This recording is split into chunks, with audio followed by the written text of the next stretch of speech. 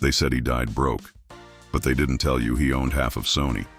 They said he was strange, but they didn't explain why the biggest music publishers in the world were scared of him. They say he overdosed, but nobody ever asked who stood to gain the most from the death of Michael Jackson. This is not a fan film. This is not a conspiracy. This is a gold-blooded story of power, ownership, betrayal, and a legacy that wouldn't die quietly. He was 5 years old when his voice started paying the bills. Not because he wanted to, because he had to. The Jackson family was drowning in Gary, Indiana, and little Michael was the lifeboat. By 10, he wasn't a boy anymore. He was a product. Polished, rehearsed, marketable, every note, every move, engineered. And behind him, Joe Jackson, a father, a manager, a tyrant. By 11, Motown had him. The Jackson 5 weren't a group. They were a brand, selling out shows, printing money. But Michael, he was the star, and even then, he knew they were getting rich off his light. The label, the handlers, the execs. He smiled on stage, but he watched and learned. By the time he turned 20, Michael had one goal: control. He left Motown, left his father, teamed up with Quincy Jones and made Off the Wall. A new sound, a new look. But the label didn't see it as a revolution. They buried it, underpromoted, undervalued.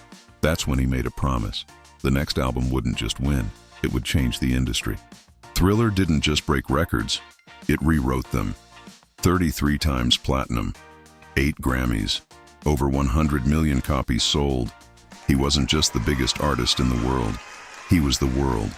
And the money wasn't just in the music, it was in the rights. In 1985, Michael Jackson made the most gangster move in music history. He bought the publishing rights to the Beatles catalog for $47.5 million. People laughed at first. Then they realized what he'd done. He didn't just own songs, he owned history, and that made him a threat. Michael wasn't just performing anymore, he was negotiating. He merged his catalog with Sony's, forming Sony ATV, kept 50% ownership. That deal made him more powerful than most CEOs in the industry. He was an artist who owned other artists, and that doesn't sit well in boardrooms. Power isolates. And for Michael, that isolation became visible. Neverland Ranch, the pet chimp, the surgical mask. The media started calling him Wacko Jacko, but they weren't clowning his behavior. They were assassinating his credibility, because a crazy man can't own the industry, right? In 1993, the first child abuse allegations hit. The world gasped. Michael denied everything. But a $23 million settlement later, the damage was done. Reputation cracked, trust broken. And the industry, smiling quietly in the background. Tabloids exploded. Every move he made, headlines, every dollar he spent, criticized. He wasn't a man anymore. He was a circus. And behind the noise, they waited for the right moment to strike.